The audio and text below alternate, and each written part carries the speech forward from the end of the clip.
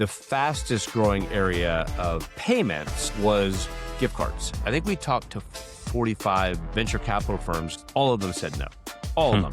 I would go back down to my basement and fulfill orders. So these were like 12, 16-hour days for a year. Now we've moved a cost center to actually a revenue center. Start a company when things are terrible.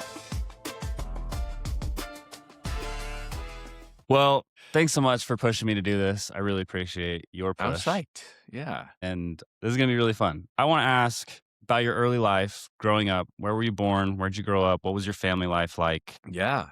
Wow. Okay. Well, I was born in Ann Arbor, Michigan. Really? Yeah, on the University of Michigan campus. So my parents were in school there.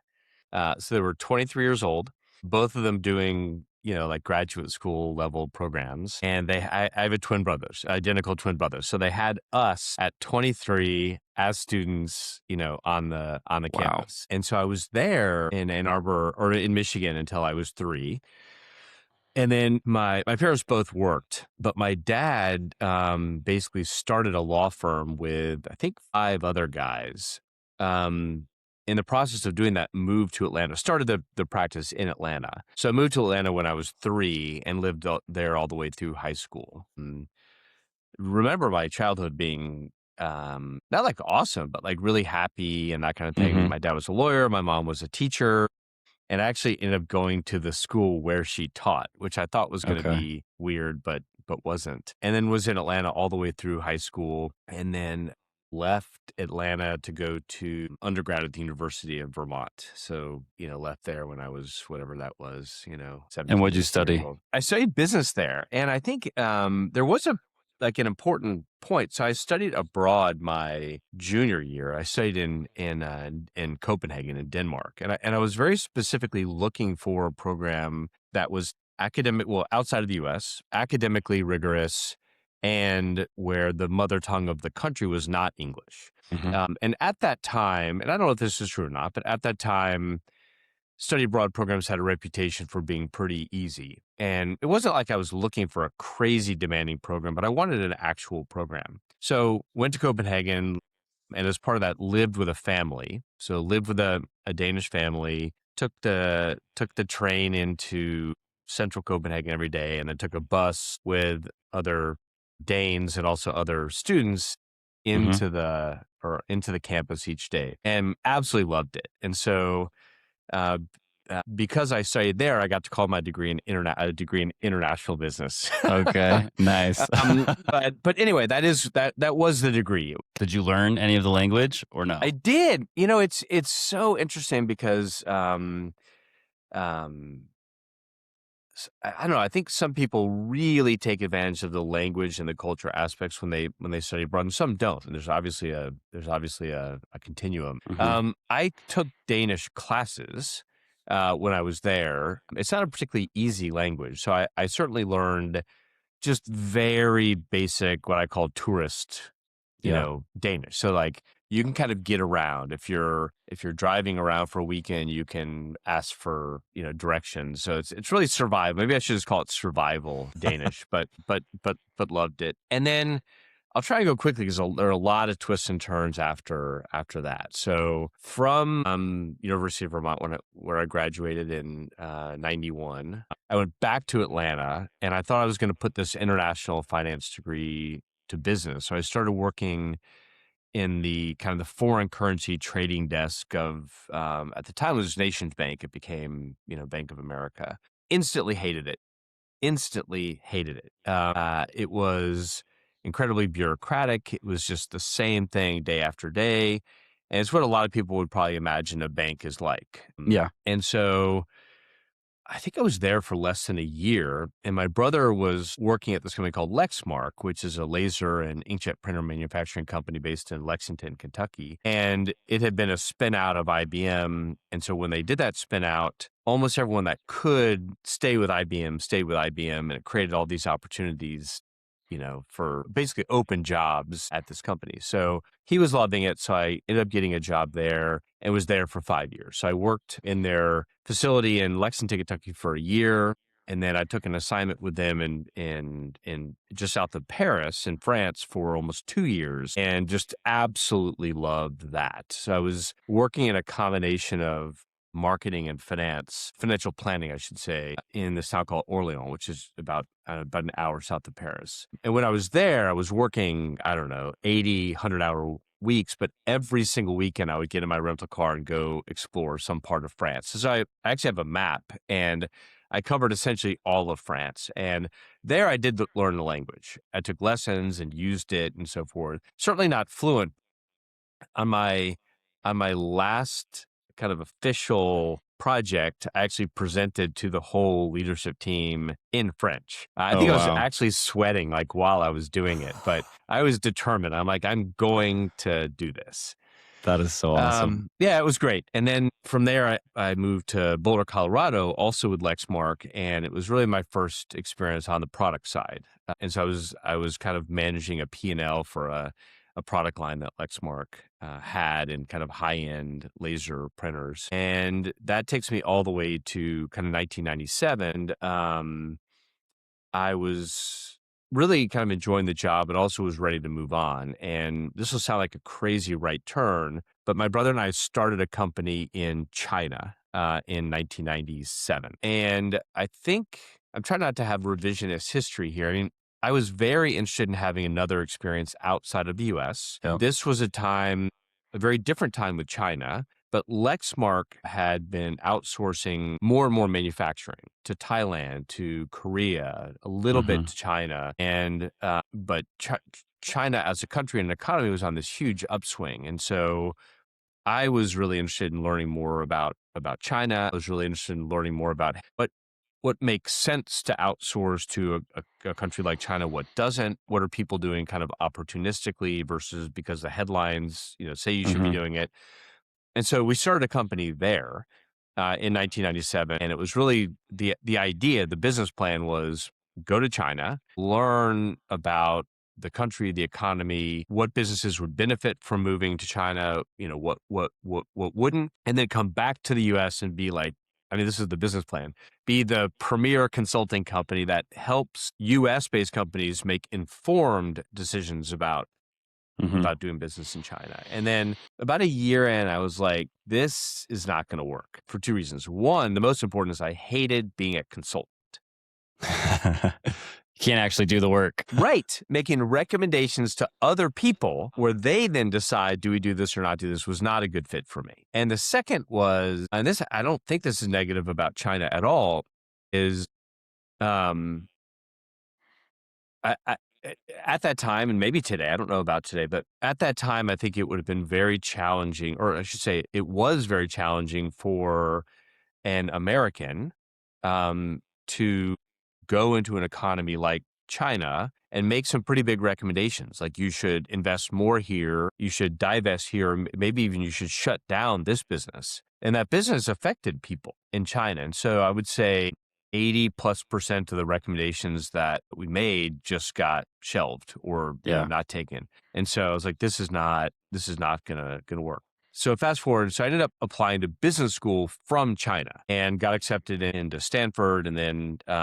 flew back to Atlanta, drove cross country in my Jeep Wrangler to Palo Alto, which was super intimidating. Like I remember arriving in Palo Alto and being like, I don't know if like I could do this. You get off the highway, and this is not an exaggeration. You drive by two things before you get to the Stanford campus. You drive by all the venture capital firms on Sand Hill Road, Yep. and you drive by the Stanford Linear Accelerator. Those are the things that you see. I grew up in Atlanta, went to the University of Vermont, studied business. I wasn't a technologist. I Yeah. didn't know the venture community or angel capital financing, that kind of thing. So I was intimidated.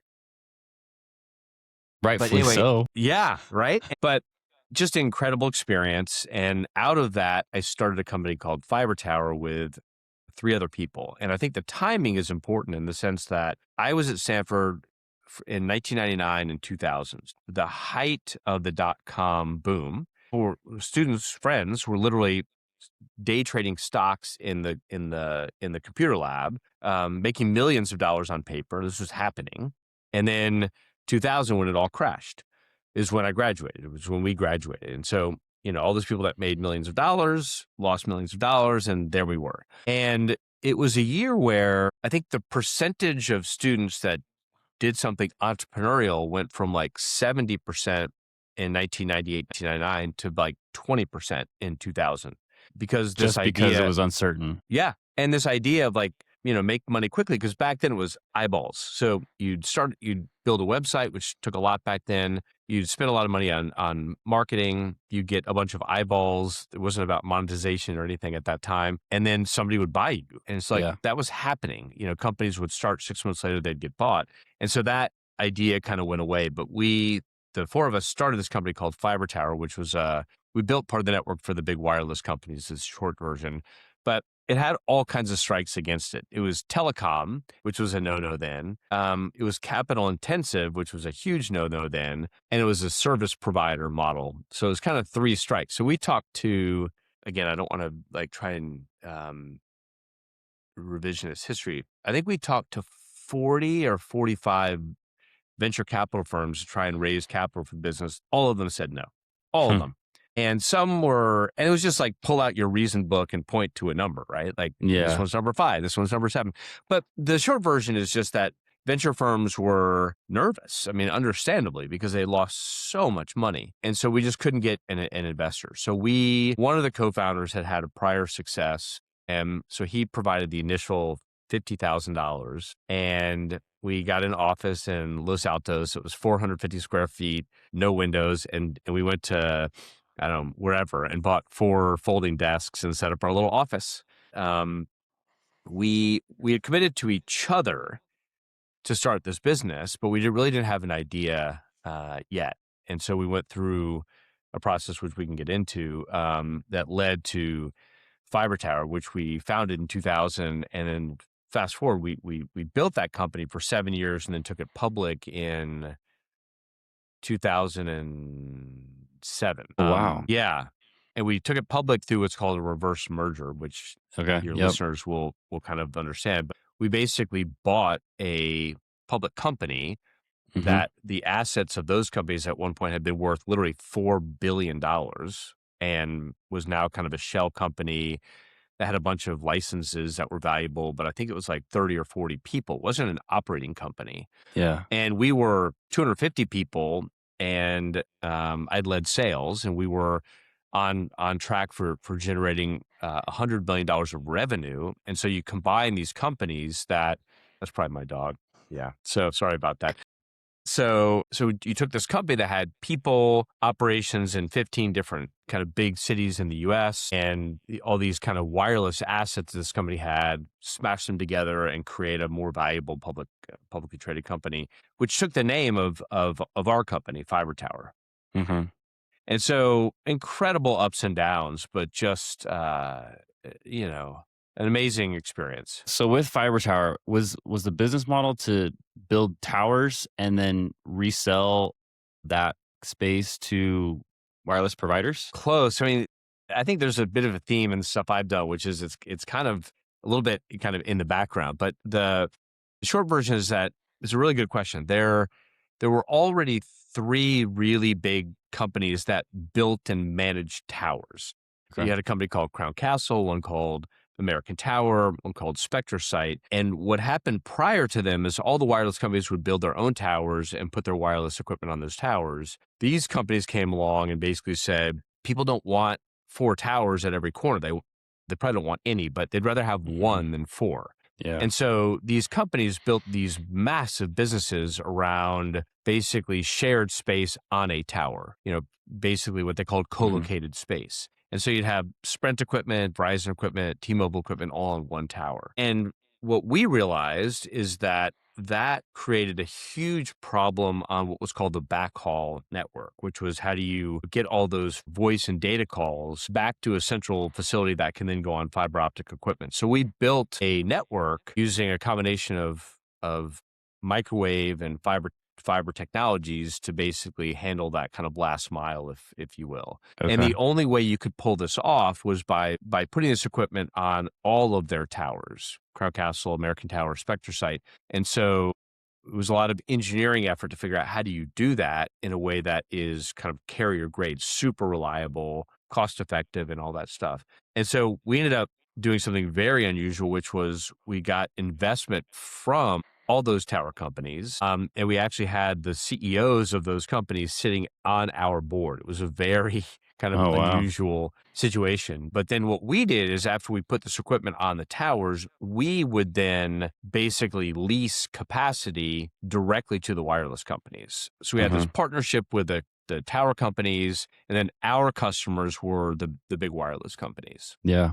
So these towers, I assume they're not all connected with fiber underground, but like they've got like these big drum looking things. Those are Yes. like the microwave, Yep. have to be perfectly line of sight, Yep. and they can That's what we transfer built. just insane amount of data. That's what you Yep. guys built. That's what we built. And it's interesting that because most people see these, and depending on where you build these, the networks look very different. So if you build a network in, say, Florida, where there's a lot of rain, a lot of wind, you have to use certain equipment, typically a little bit bigger and Hmm. typically much closer together, versus building in, say, Arizona, Yep. where basically kind of a lot, kind of crisper air, a lot less rain. You have different requirements. So we had to do, not me personally, but we as a company had to do a lot of engineering by city to make sure that the type of equipment we use and the reliability was going to work for the wireless companies. And it did. That's fascinating. I, at one point in my life, thought I was going to be a network engineer. Oh, And I interesting. got really into Yeah. networks and stuff and learning about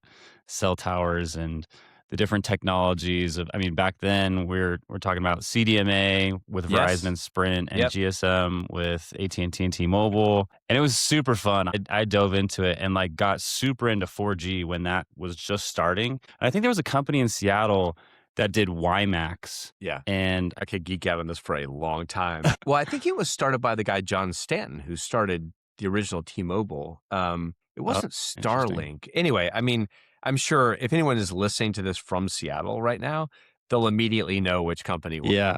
we're talking Well, and about. then so maybe it's ClearMax or something like that, but it was this WiMAX technology, and Sprint bought it. I was a Sprint subscriber at the time, and I was like, "Sprint's going to be the first to 4G. This is going to be so exciting." And unfortunately, that wasn't the technology that won out. It was the long-term evolution stuff, the LTE. Which, anyway, I could go down that rabbit hole for a long time, but I love that stuff. I think it's so fun. And Yeah. in another life, I have a bunch of different jobs I want to do in another life, and maybe network engineer is one of them. Yeah, we can talk about that one over dinner. But okay, so wow, I had no clue about Fiber Tower, which that is an amazing story. And the fact that you guys built it up, took it public, but also you guys started this in the midst of one crash, and then you go public in the midst of another crash. What I was know. that like? Well, so this is the and I don't know what this says about me, but it is relevant for I think my story, which was when we in 2007 when we went public through the reverse merger, things were pretty good. And then I was actually the last of the co-founders to leave. So I stayed for almost exactly a year after we went public. And so that would have taken me till, say, 2008 or so. Hmm. And then I took almost a year off. I had a young son at the time who's not young anymore. And I was like, I want to, I want to just have basically more family time. Yeah. And so traveled, took cooking classes and, a bunch of other stuff, which brought me right into the middle of the global financial crisis. So this was, 2008, 2009. And one of the lessons learned from the fiber tower experience is that it is a fantastic time to be starting a company when the economy is in ruins. Hmm. And there are two basic reasons for this. One is there's a lot more talent available. And we saw this really clearly with fiber tower, where when all these .com companies blew up, all this talent that you would never have had access to, we did. So we built up first of all, we hired some amazing people, but we got some amazing advisors and others that would never have considered doing that for a company like ours. I guess the second lesson is that there's a lot less early competition Yeah. because, but kind of leading up to, the dot-com era, and even today, once an idea gains traction, 3 or 4 or 5 other companies get founded doing the same thing. And so you end up having a lot of competition early. That's not the case in the midst of a major economic downturn. You have access to people and you don't have as many fast followers. It can be almost impossible to raise capital. There are other challenges, but if you can survive that, anyway, I'm a huge advocate. Start a company when things are terrible. Yeah. But that is what happened with Tango, which was I started Tango officially, kind of started it in January of 2009, right in the heart of the global financial crisis. And a lot of people were like, "Are you crazy?" I'm like, "No, in fact, the opposite." Did, But did you have a decent nest egg from Fiber Tower to yeah, where you were so like, I de-risked this a lot for yeah, myself? for sure. And I share this with people, which is, you're always looking for what is my or what is the company's competitive advantage. And the reality in the first 2 years of Tango, one of my competitive advantages is that I didn't need to go raise money. And so I self-funded Tango for years. And it wasn't a big company. So it wasn't like, it didn't take millions and millions of dollars, but I was able to basically get started right away, without having to wait for people, without having to wait for someone to say yes, without having to wait for somebody to, give me money. I just started jumping on flights, talking to people. Yeah. And Okay, wait. So before you continue there, what gave you the idea for Tango? For those who don't know, briefly describe what Tango okay, is and maybe what I'll start Tango does. with what Tango was. So at the heart, what Tango did was we sold gift cards to companies that used them for things like employee recognition programs, wellness programs, loyalty programs, survey completion programs, and many, many other use cases. But anytime that a company is using a reward or an incentive for a business purpose, not as a holiday gift, Tango provided those gift cards and other kind of digital currencies. And what made Tango so unique at the time was we saw 2 big things happening. One was that at this time, 2009, 2010, no gift cards were sent digitally. Everything was physical. And what I think we realized is that that's going to change. You're going to move from a physical format to a digital format, and that's going to change everything from the business model to how do you think about security to how do you think about deliverability, all those things. And then maybe more fundamentally, and maybe a little bit more kind of insightful, was that we also believe that rewards incentives would be integrated or built into software applications that companies were already using. So instead of saying, I'm going to, use my CRM software to do these things, and then if I want to thank somebody for a customer referral, I'm going to go do it over here. Or instead of somebody saying, oh, I'm going to recognize my peer with a high five for doing an amazing job, and then go somewhere else and then maybe give them a $10 gift card as a stronger recognition. I want to do that inside the platform I'm already using, like Nectar, and the list goes on. So that combination of how do we move gift cards, other digital currencies from this kind of physical, bolt-on approach to a digital integrated approach is really, why I started Tango, and really what made Tango successful was following through on that, on that theme. So did you come up with it of like, I'm experiencing this problem? No. So, I guess every entrepreneur is going to have their own journey, and, are you an engineer that has an idea? Do you have a great idea in the shower? And all the other ways that you can start, businesses. Mine have always been very research driven. Okay. And so we don't need to go back into it, but what led to Fiber Tower was a very research driven kind of process that the 4 of us ran. When I finished at Fiber Tower, I felt like I was a little bit of in a catch-22, which is we had done a really good job for the wireless companies. I personally had a really good reputation in the industry. And because I led sales, I was kind of in many ways, the face of the company for a lot of these companies. And so it would have been an interesting place to start another company for those reasons. Yeah. But as anyone who's in that industry knows, it is a brutal industry.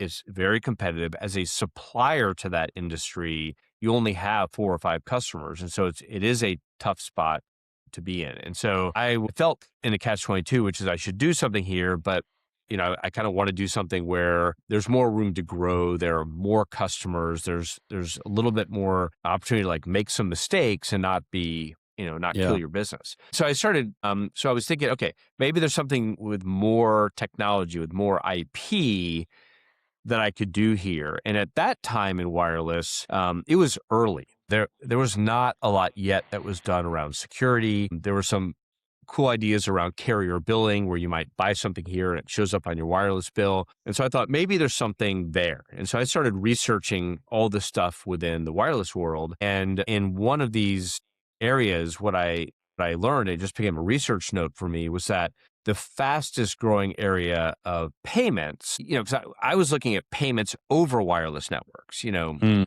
how big is it? How's it growing? What's the security?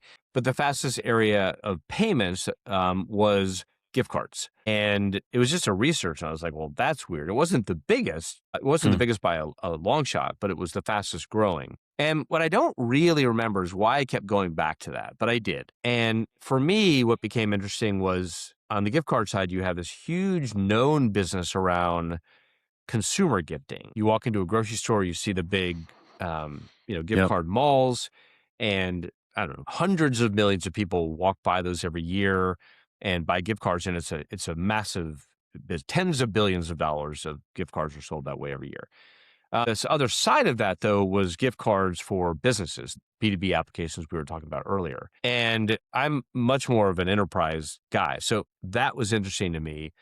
And it was, I think at the time, it was like $150 billion business globally. And I was flabbergasted. I was like, what are businesses spending $150 billion on? Honestly, it didn't register at all until it did. And then as I started digging in, I was like, oh, businesses are rewarding their employees. Businesses are using loyalty programs. Businesses are, when someone completes a survey, they compensate them for the completion of that survey, and the list goes on. So then I got it. And then I just started going deeper and deeper and deeper. And then honestly, as soon as I realized that there could be this change around moving from a physical to a digital delivery and from kind of a bolt-on to an integrated approach, I was all in.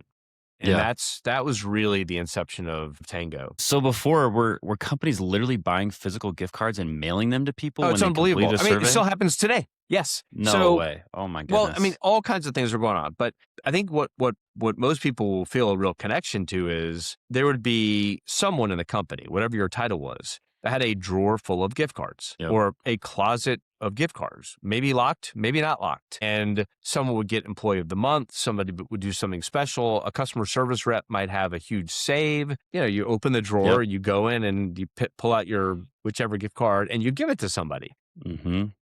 That is what people did, or you Yeah. might go to a single company's website and type in a mailing address and send one off to Nate for launching a product on time. But what companies were also doing is individuals would drive into a grocery store and pull, 20 gift cards off of the rack, and they go hand those out at a company event, maybe for meeting not having any safety issues for the last Yeah. month. And so it was this massive, massive, massive business that was just fulfilled in just a pretty clunky way. I mean, it was still awesome, but it Well, was and then managing really clunky. It was impossible to manage. Nobody knew how much they were spending on this stuff. the accounting was atrocious. Yeah. Oh, yeah. I mean, Well, yes, that for this sure. is literally the early pitch of Nectar Days that you're saying right And here. it still So, happens, yeah. by the way. This is still happening. It's just happening, much less frequently. Yeah. Wow. Okay. So that's the idea. How do you go convince all of these brands to join you and to let you send out their gift cards in a digital It's way? such a good question. And I mean, literally, this is what I then spent personally, me, not a team, Yeah. Yeah. not a company, me, for the next 18 months was doing two things. And some of this is going to sound really kind of strange until I go one level deeper, but I started flying around the country talking to the gift card companies themselves. Pottery Barn, Starbucks, Home Depot, Best Buy. I mean, we all kind of target, we all, kind of know the names. And you're just cold emailing these people like, "Hey, I want to come talk to you about this. I'm flying out there." Yeah. And one thing that's true about the gift card business, and probably true about a lot of businesses, is it is small. Meaning if you know 4 or 5 people that have been in the business for a while, you can find connections. And so Okay. there were 2 people in Seattle who had been in the industry for a long time, they still are, that I kind of befriended more on the research side. Bought them coffee, bought them, Mhm. lunches here and there to just learn. And then once I got to the point where I was serious about starting something, what they had seen was like week after week, I would make some amount of progress. And I was kind of sticking with the idea. And they also saw it as a unique idea because they had seen a lot of things come and go, but they hadn't really seen what I was talking about. So they were intrigued. And so I had a couple people that were willing to make introductions to the gift card companies, or the people leading the gift card operations inside of these companies. And they were at least willing to take the meeting. And so then I would, this is a very different time. This was way pre-COVID. So I would just fly and meet with person after person after person.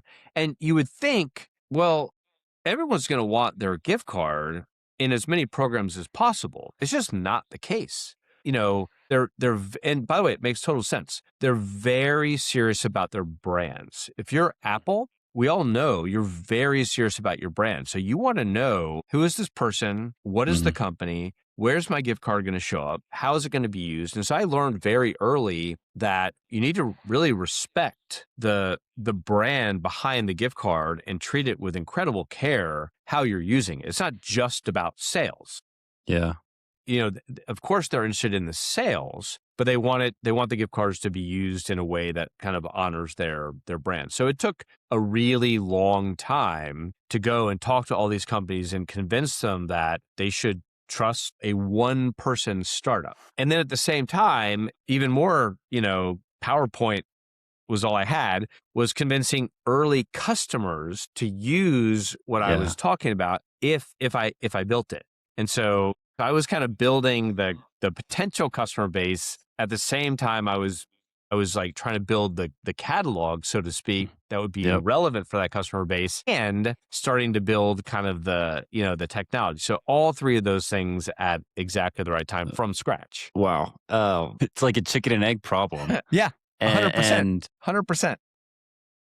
what was the pitch to the brands? Like, how you're like, "Hey, I'm gonna get you into these big companies." No. So And the pitch to the brands was the vision was, look, if you fast forward 10 years, gift cards are going to be sent digitally and they're going to be integrated into all these modern software applications that companies are already using. So even though the gift card industry was frankly kind of late to, that's not really the right word, but I'll use it, late sure. to the cloud and so on and so forth, which everybody, like, the cloud is old news now. Other kind of industries were ahead of that. You can look at a lot of things, but like CRM software, employee recognition software, some really early stuff around wellness was, had kind of moved to the cloud. And Mhm. so people were starting to get comfortable with that model and doing stuff off-prem, blah, blah, blah, blah, blah. And the gift card industry was just not first to that. And so the pitch, if you will, to the kind of the gift card companies was look ahead 10 years, and gift cards are going to be sent digitally. They're going to be integrated into these modern software applications. You need new technology to do that. You need new business models to do that. You need new security to do that. And that's what Tango is doing. And so that's what they bought into. Yeah. And How many and they liked that. They liked that it wasn't just another pitch of like, we're going to get you into this store or that store or whatever. They're like, that's new. Like, that's relevant for us strategically and long term. how many brands did you start with initially? So I mean, it started with one. A Pottery Barn was the first one who was like, we're in. But my goal, I had a couple goals, which will sound so ridiculously modest in hindsight, but I was only willing to work with the best brands. Okay. I didn't want to go get a couple of like maybe not as well known restaurant brands or something like that. I'm like, Yeah. if I can't get the most respected brands in the country, and at the time we were just focused on the US, not even North America, just the US. Mm. If we can't get the top basically 10 brands to kind of sign on, I'm not going to do it, or I'm not going to do it until I accomplish that. And so you got to start with one. And so once Pottery Barn said yes, I was able to kind of leverage that yes into other yeses, and ultimately did get, I think whatever 8 of what people would consider the top brands say, yeah, like we'll give you a shot. And once I had that, kind of asset, I could then go to some of these prospective customers I was talking to. So the chicken was getting the gift card brands and then saying, look, here's the technology, here's the approach, here are the brands that are going to be available. And then I was able to get the first 2 customers who are still customers of the company today. That's awesome. Okay, before we get into those customers, uh, the on the brand side of things, did they instantly just like, oh yeah, here's some APIs, hook into this? I assume that doesn't exist at this point. It Are they didn't. just saying, here's an amount of gift cards that we're just gonna give you, and like here's what the codes Yeah. are, and like you kind of figure it out? Well, the thing is, I mean, you've built, companies and products, so you know how this goes. It was a mess. It was an Yeah. absolute mess because at that time, 2010, no one had an API and nothing was digital. And so the original incarnation, which is incredible to look back on, was we would mail a physical Tango card on like a little backing thing Mm-hmm. out to the customer that had bought it. And then they would go online at www.tangocard.com and enter the code, and then they would select the gift card from the 10 gift cards, and then we would physically mail that. And so This is like Netflix, right? Yes. So me in my basement, so I would work during the day, and then I would like have dinner with my family, play with my kid, make sure my kid was asleep, and I would go back down to my basement and fulfill orders. So Yeah. these were like 12, 16-hour days for a year, and so I had a safe in my basement that had Gap gift cards and Amazon gift cards and so on and so forth. And then over the course of the next couple of years, those companies started building APIs, Okay. and so then we could connect to an API and we could start doing digital delivery of gift cards. But literally 2010, it's not that long ago. We were Yeah. trying to make things digital and integrated, and it was still like this physical operation kind of stumbling through. How do we live through? And frankly, I mean, like obviously other forces were at play, but like we played a role in accelerating this move to digital because it Mm-hmm. started working. Yeah.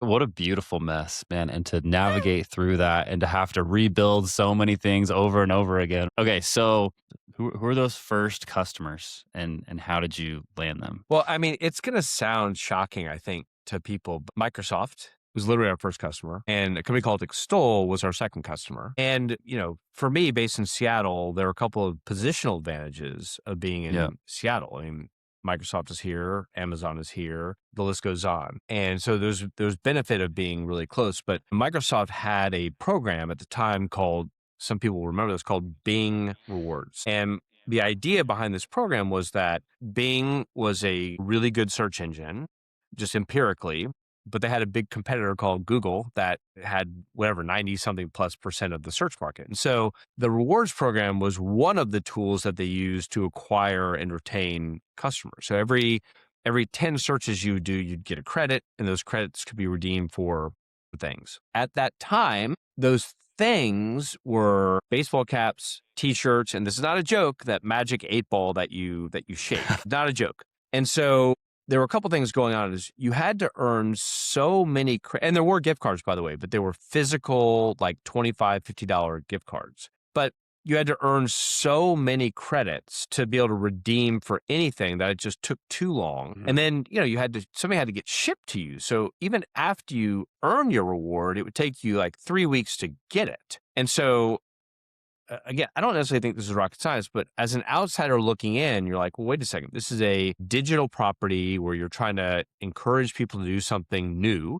or different. You want to reward them quickly and you want them to be able to, kind of earn something quickly. And so I, was spending I don't even know how many visits to the Bing Rewards team at Microsoft saying, look, what you need are digital rewards, low denomination, integrated into the Bing platform so that people can earn. And then as soon as they earn, say literally like you can use like $2 gift cards Yeah. as opposed to a 25 or $50 physical gift card.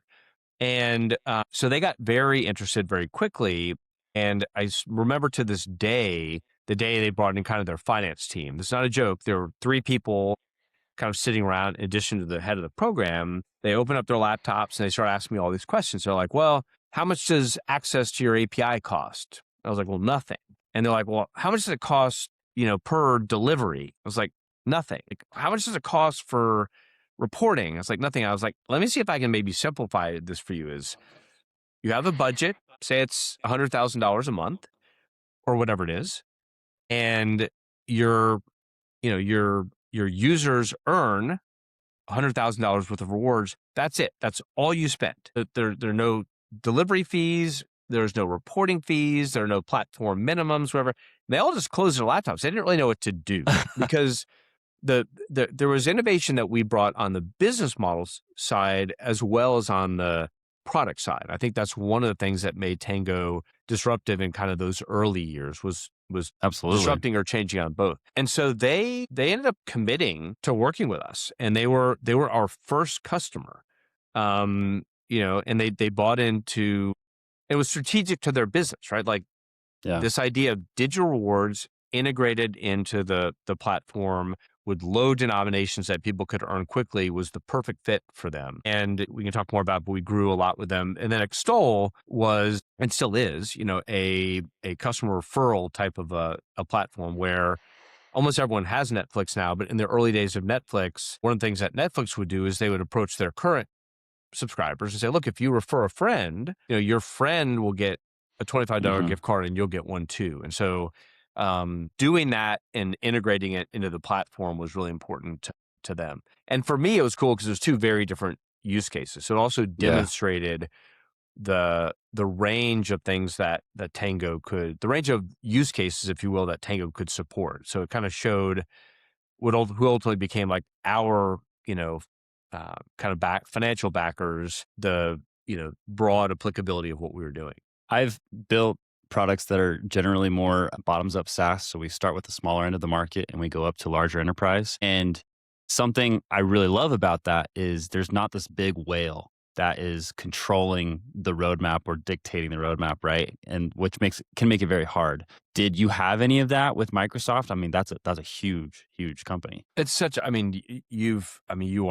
you're a chief product officer. You understand exactly how this works. So the short version is no. We were really able to dictate the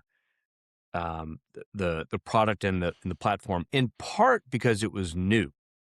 Mm-hmm. And so our customers were kind of takers, if you will, in the sense of if we're going to deliver a digital reward versus through at the time, like the concept of a RESTful API was a new concept, then here's kind of how it works. What I will say though is having a customer like that allowed us to decide when to let a big customer inform the roadmap. And so what we started seeing, with that customer was we would see kind of seasonality where they would maybe do a promotion and say, hey, if you use your points now, you get, whatever, 10% bonus or whatever. So we would see spikes. And so we'd be like, oh, well, how do we build our infrastructure so we can handle spikes? And, Microsoft is a global company. So then they started launching that program in other countries, and in other parts of their business. And so that started pushing us to, we need to start sourcing digital gift cards from other countries. And you can imagine if the US didn't have APIs and didn't have digital gift cards, what that might look like in some other parts of the world. So really the entire time that I was building Tango over the course of almost 2 decades, that was a constant thing, right? Like going to countries, kind of influencing the move to digital, doing kind of physical where necessary, and then, moving on. So it was a really cool position to be in where we were seeing things with that customer that we then just added to our roadmap because we knew it was going to be relevant for all of our customers. Yeah, that's really cool. That's really cool.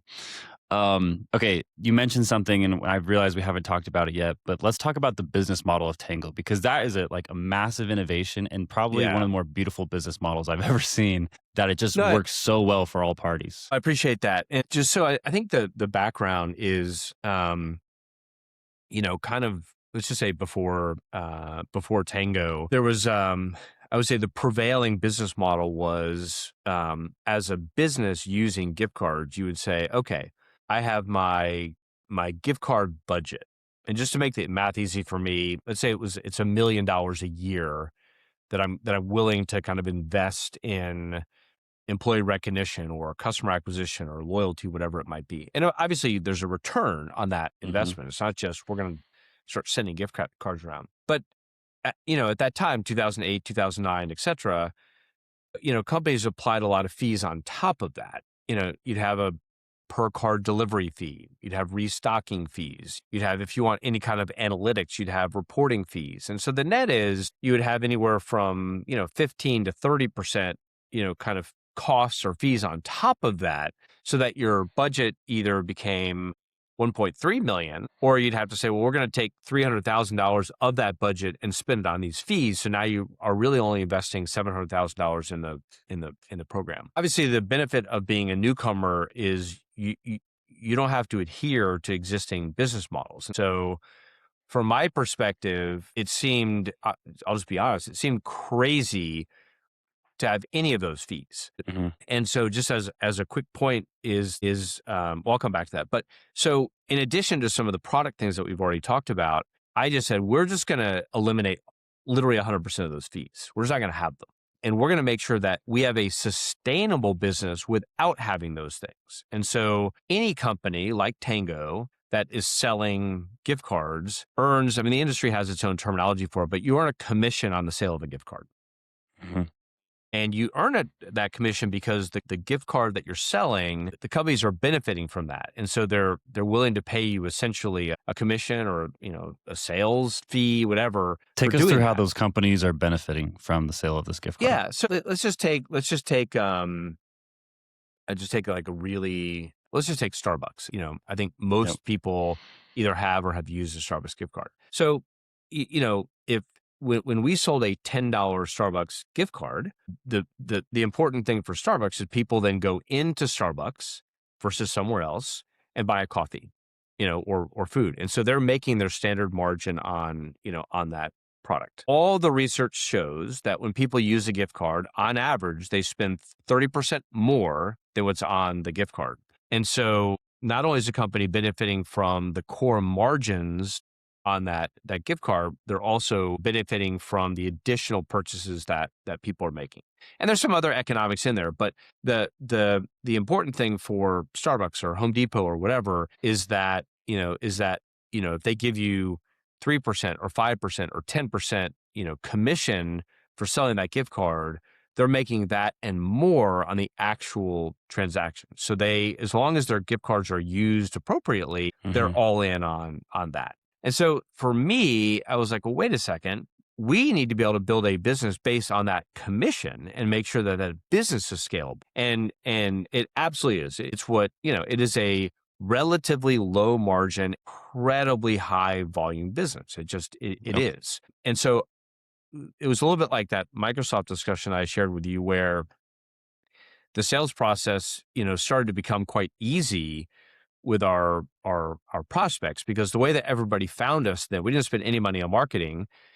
Software developers and product leads, when they were building products, they would just go out and find APIs, right? If I Yep. need messaging API, I go type messaging APIs. If whatever I need, I'm going to go find and integrate. And so marketing teams, HR teams were no longer making the decisions. It was the engineers and the product people that were making almost all the decisions. And so engineers and product teams would type in literally gift card API.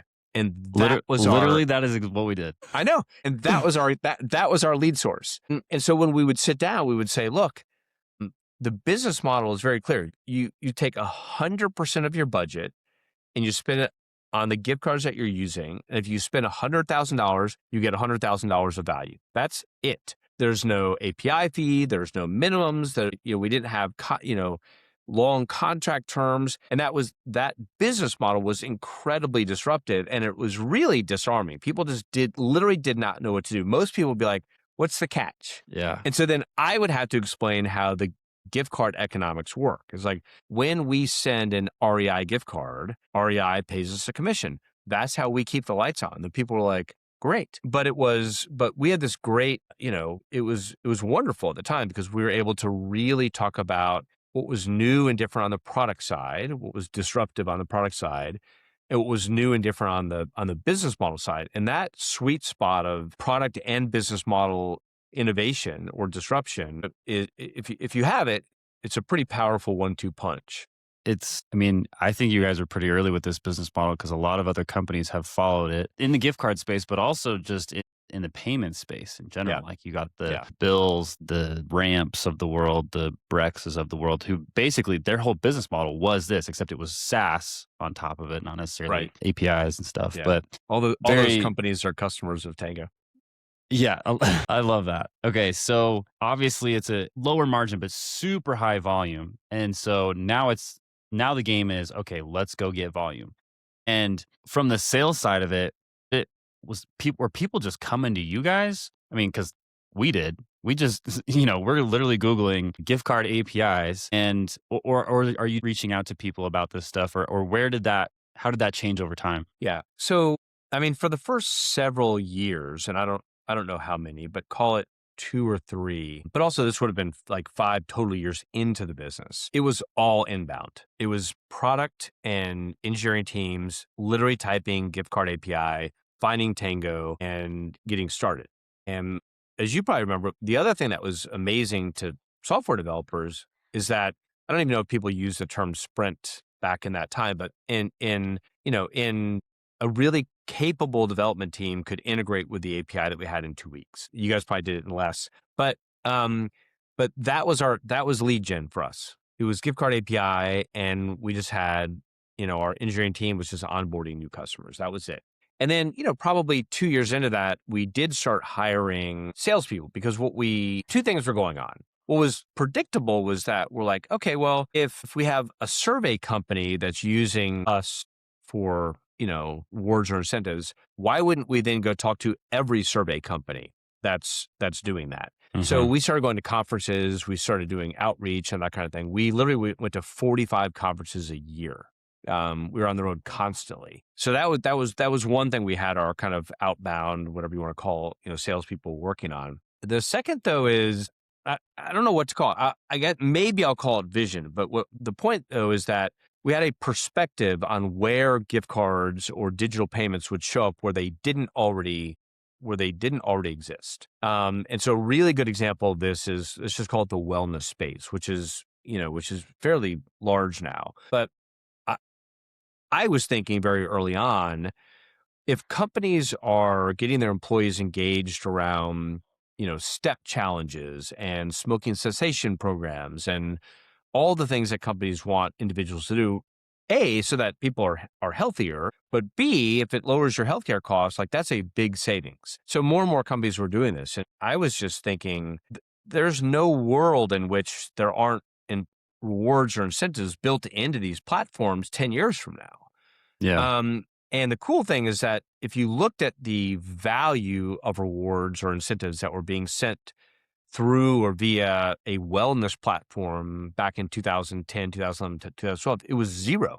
And so companies in the space weren't going after it because if you did any research, you're like, well, there's no business there. Well, we just took a different perspective, which is 10 years from now, there's going to be a lot there. And that's an area that we got right. And so we ended up being very proactive about talking to companies that were in the space and kind of painting a picture for them, which is, look, the employers that you work with and their employees are going to need your platform to have this capability. And honestly, like it didn't take that long for them to see that. Yeah. And so, these kind of, use cases started very small for us, but ended up becoming hundreds and hundreds and hundreds of millions of dollars of gift card spend over the course of the next, 10 years. So there's some outbounding at conferences, but there's also a little bit of, we're going to pick some spaces that we believe are going to need rewards and incentives out in the future. Yeah. So from the outside looking in, I'm seeing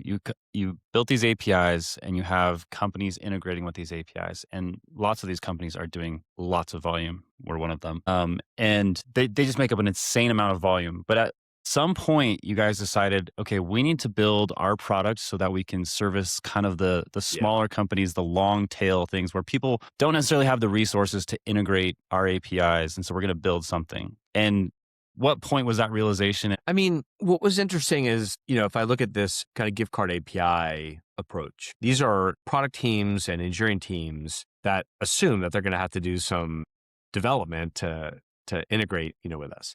When we started talking externally to companies, they're like, that sounds great. But then what would happen then in the follow-up with them, they'd be like, we want to do this. We went back and talked to our software development team, and they've got 5 priorities ahead of this. And so we started and the story. So we started experiencing that on the daily, right? Mm-hmm. And so it didn't feel like a big decision at the time. I'll just say that. I mean, it should have. Like this whole idea of let's move from a developer engineering kind of technology-led approach to building basically a web interface for smaller companies or teams inside of companies to be able to order through a portal or through a website as opposed to through an API. Like those are 2 very, very different approaches. I mean, it may be, maybe I was naive or maybe I was stupid or maybe I wasn't thinking, but it didn't feel like a big decision at the time. It's like, half of the companies that we're talking to can't build this themselves, so we need to build it. And so it was not as strategic as a decision as it probably should have been. Okay. It was really just observing, that half of the companies out there just either don't have the software development resources to do this, or when they want to do it, the project, is number 6 behind everything else, which means it's not going to get done.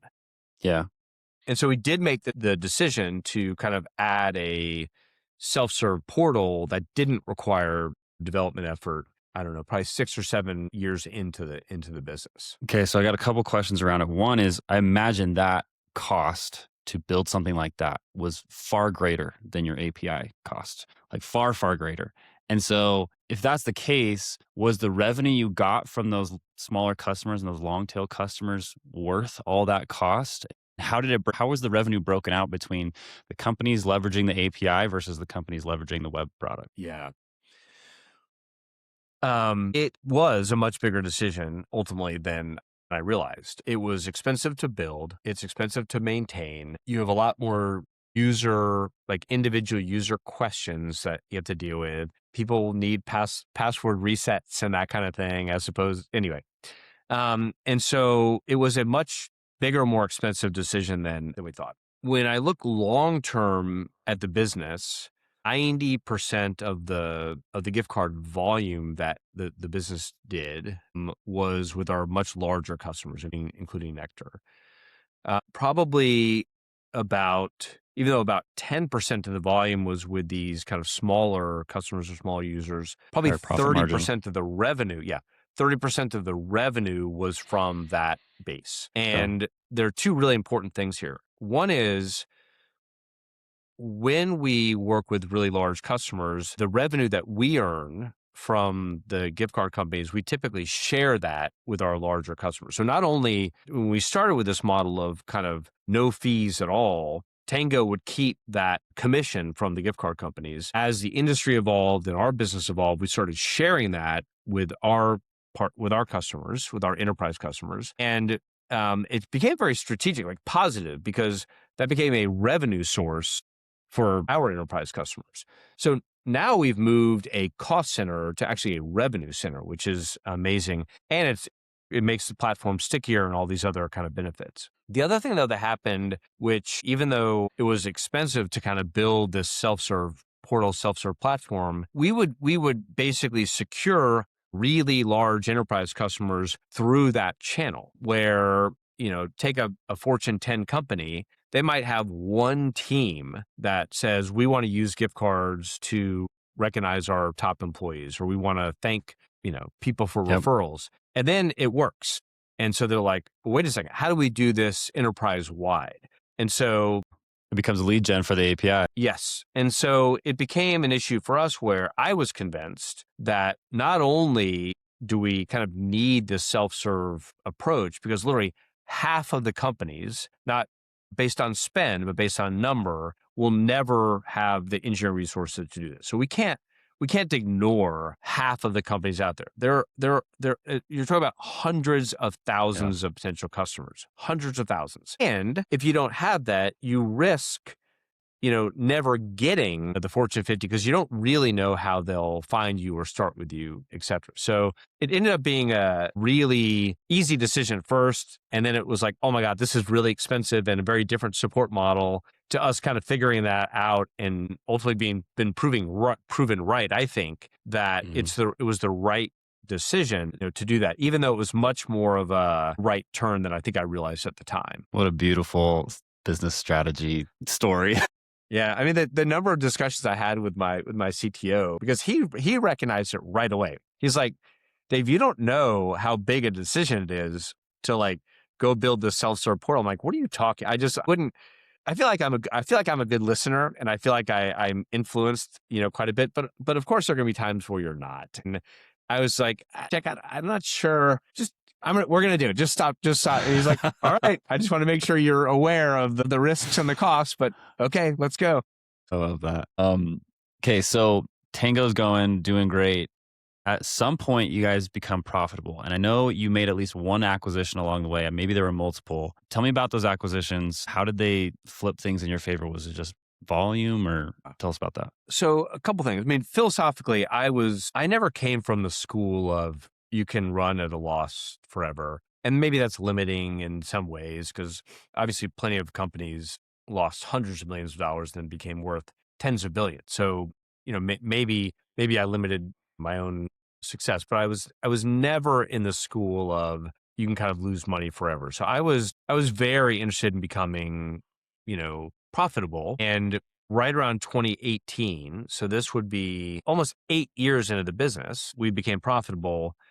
And then every year after that, our profit grew. So we never, once we became profitable, went back to kind of a year losing money. And I was convinced that would happen because, it's a digital business, deliveries via an API, it's very scalable. And so it did seem obvious that once you become profitable, that does expand. And that is what ended up happening.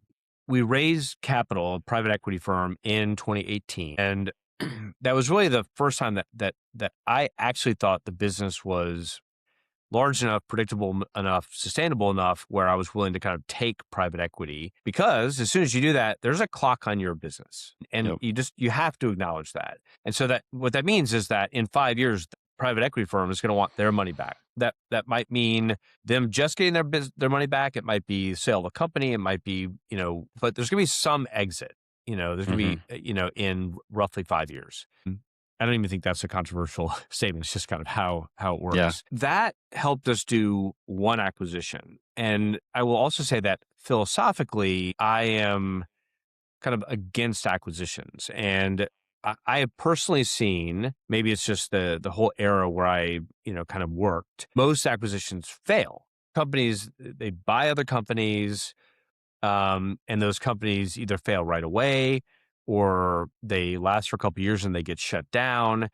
The integration is not done well. The culture is too far off, and at the end of the day, for whatever reason, the acquisition fails. And it always felt to me that companies would do these acquisitions when their core business was in trouble. So looking for something to save their core business. So I was just kind of philosophically, not fundamentally, but philosophically kind of against them. So we had the ability, after we raised capital, to acquire a company. We did. And it was a company called giftcertificates.com, based in Omaha, Nebraska. It was 30 people.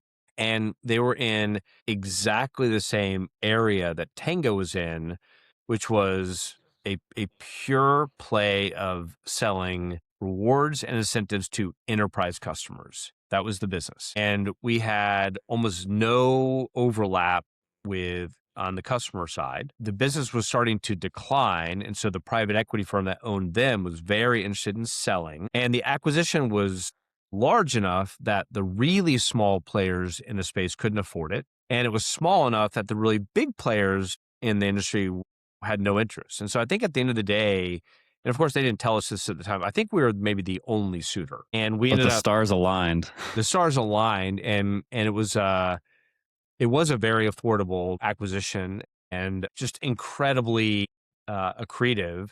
And one of the things that was really important to me, and it's kind of philosophically part of Tango, was not one employee in the company had equity, not one.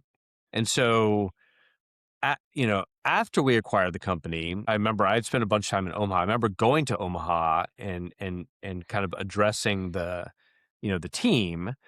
And you can imagine what they're thinking. Like, this Yeah. is like essentially the third dude that's walked in here and told us, we're going to be your savior, kind of a thing. And so they were just skeptical. And so, one of the things that I went to my board was to get a new kind of pool of equity granted so that every single person at the company could have equity, which we did. Then we went back to the office, and Tango has a very specific color scheme. There's a lot of orange. We went back to the offices in Omaha, completely redid them, moved them from offices to open seating, which not everybody loves, but that was part of the philosophy. Changed the walls from this terrible brown to like orange and blue. So whether you walked into our office in Boise or Seattle or Omaha, it all looked the same. And so they really, in a very short period, started feeling like part of the team. And it ended up, not one person left. We didn't lose a single person.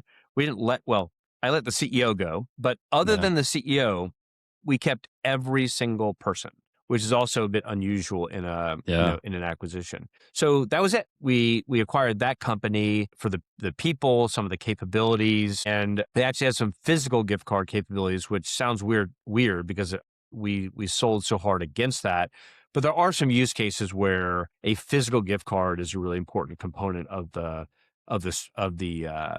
strategy. And so we kind of dipped our toe in the water around physical gift cards, at that time. But it turned out to be an absolute home run acquisition. But that was it. We did one. Okay. Interesting. So you have, I mean, the people that I've seen at Tango are phenomenal people, which I think speaks highly to you as a recruiter. How were you able to recruit such amazing people to come work at Tango? I mean, I'm sure the vision was a part of it. A succeeding Yeah. business and a winning business is a part of it. But what's the other secret sauce? Well, first of all, I appreciate that. And I think, this is the thing, right? You either believe that your people are the core of the company, or you don't. I mean, everyone says, employers are our biggest asset. Employees are our biggest asset. But the question really is, do you actually believe that? Do you actually act in a way that supports that? And I think at Tango we certainly did. I mean, you mentioned Elliot earlier, who was, a very early, employee at Tango. And, I think there are a couple things that really stand out. I mean, yes, early on, it was the vision. I mean, people, as you know, people want to be part of something that has a vision that is kind of pushing the limits on the technology side. And Tango certainly did that. But I think there are a couple of things that were really important to the ability for us to attract and then importantly just retain incredible people. One, and it costs nothing, is transparency. I was always very clear about our vision, about kind of our 5-year plan, about our financial performance. If there was something good to share, fortunately it was mostly good. If there's something good to share, we'd share it. If there's something bad to share, we'd share it.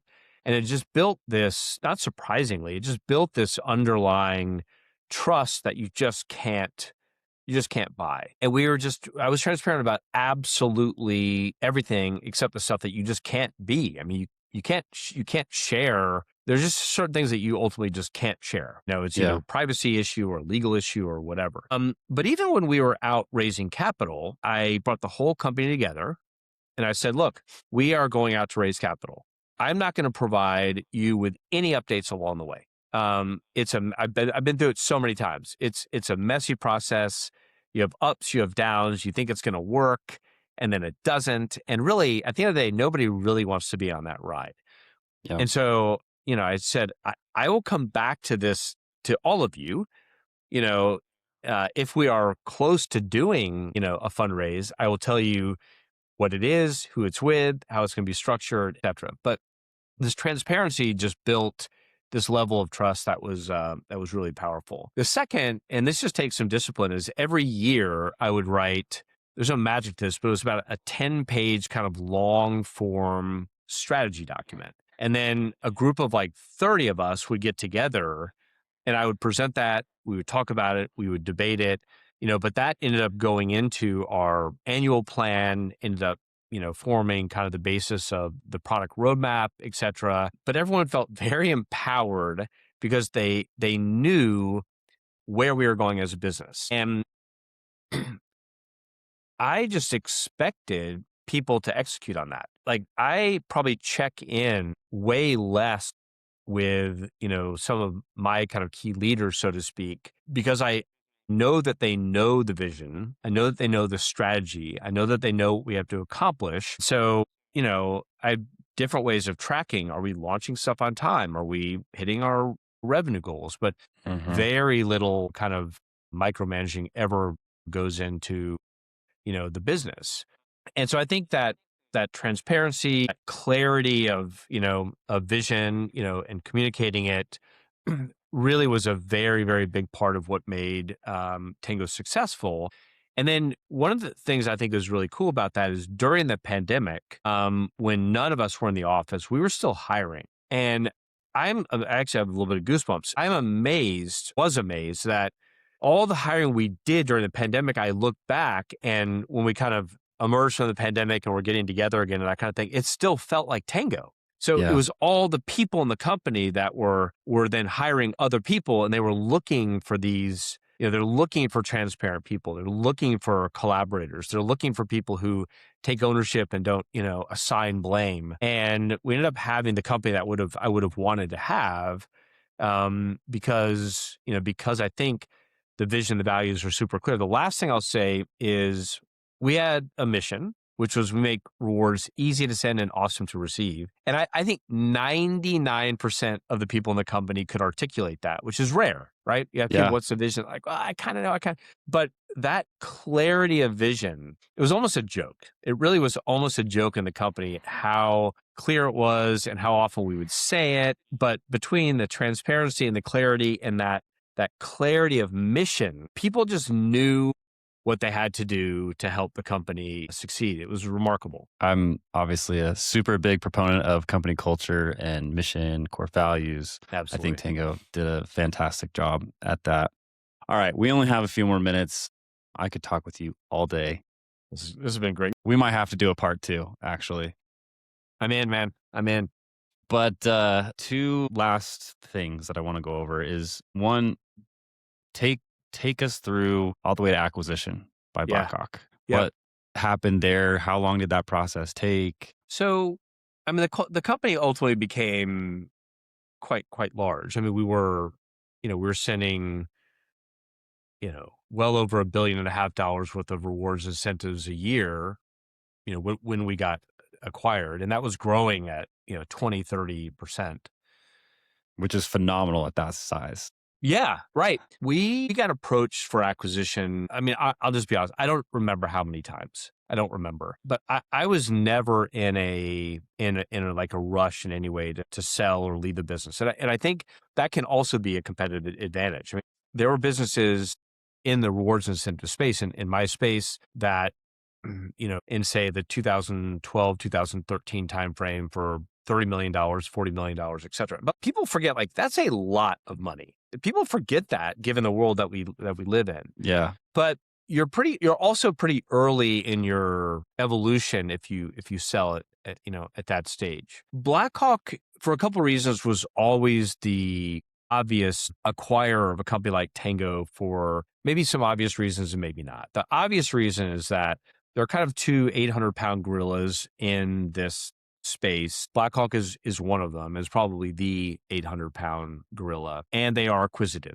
We were Blackhawk's largest acquisition by a mile, but we were their 30th acquisition. So it just Mm. shows that that they were just an acquisitive company. Much more fundamentally to me, though, the reason Blackhawk was always interesting was they have a true global presence. And I think the opportunity that I always saw for the industry and for Tango in the industry was who can create the first true global company in this space. I mean, you're probably supporting companies that have employees in 50 countries. So you can't have a reward or incentive solution that is great for your employees in North America and sucks for your employees in Brazil or Yep. India.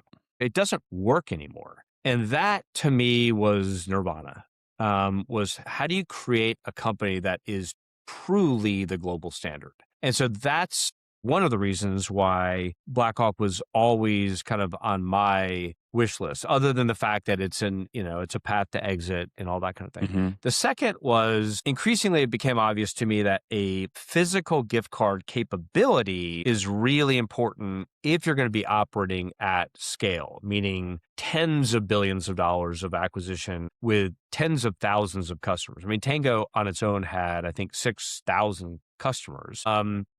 And so Blackhawk was always interesting to me, but we were always far apart on vision and not surprisingly on valuation. But every year, Blackhawk would approach me and say, we'd like to talk about acquisition. And so I would always have a conversation Just with straight them. up about it. Totally, totally. And they have a M&A motion, they have a team around it, and so they're Yeah. kind of dialed in to do it. My first question was always describe to me your vision. Where are you now? But like, where are you going? Where are you investing, et cetera? And what happened over the call it the 3 years before, I agreed to be acquired was Blackhawk was investing more and more and more on the global side. They have a really big operation in the UK, but they also have offices in Germany. They have offices in, basically throughout Europe.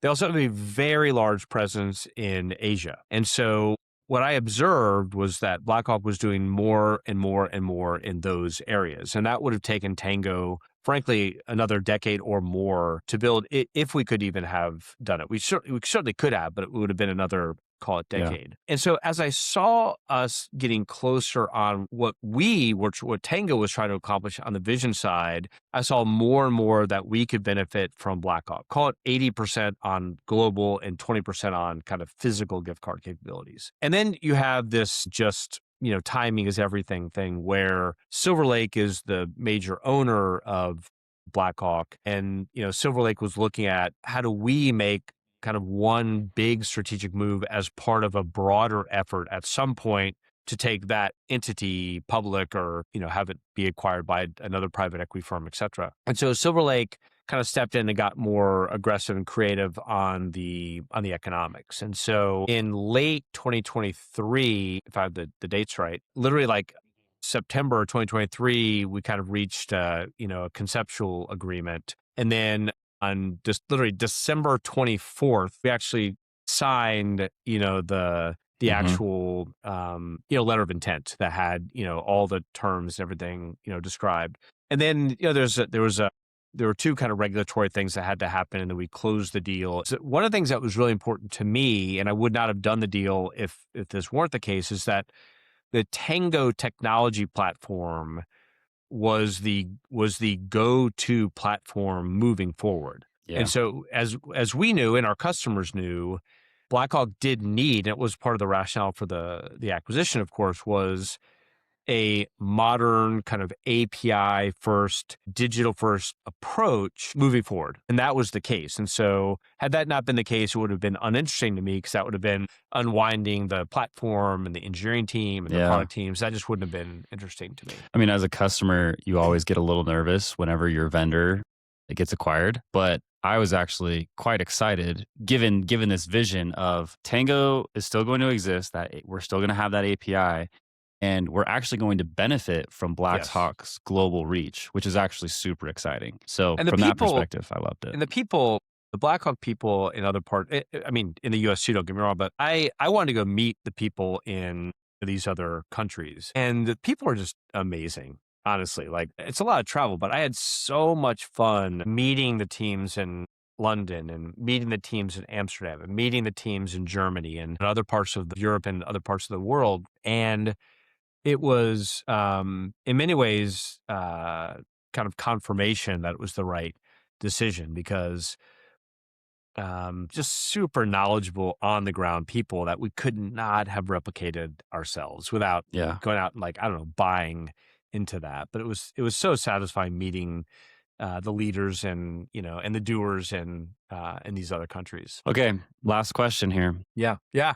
before part 2 later on. But why does a gift card company need to keep a sledgehammer in the office? That's a very good question. Well, so you know the story, but I get to tell it. So one of the things that I got to do as the founder, especially early on, is kind of pick our office locations. And so it literally started in my, unfinished basement in West Seattle, and then moved to this like rent a office space right next to some train tracks for a couple of years, and then moved into this building that ultimately got, demolished. And so I found the only kind of real office space in West Seattle, and we moved into there. And then as we grew, we just started taking over other offices in that, in that space. And so I don't know what year it was. We had this really big wall. It was blue. It was kind of our blue color, and it said Tango on the wall. And we were about to do a pretty big expansion, maybe 1,500 square feet, which for us was a